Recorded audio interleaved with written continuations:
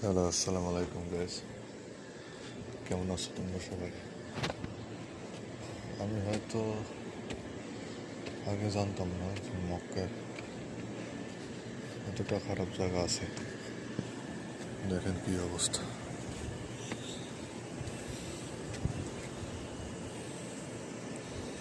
কখনো এরকম পরিস্থিতির পড়িনি, বাট কিছু বলার নাই ভাই। সিস্টেম হয়ে গেছে এরকম। খুব খারাপ অবস্থা, খুব খারাপ জায়গা। আল্লাহ মালিক।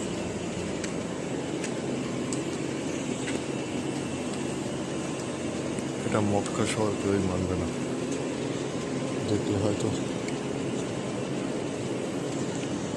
কেউ বলবে না যে মক্কা।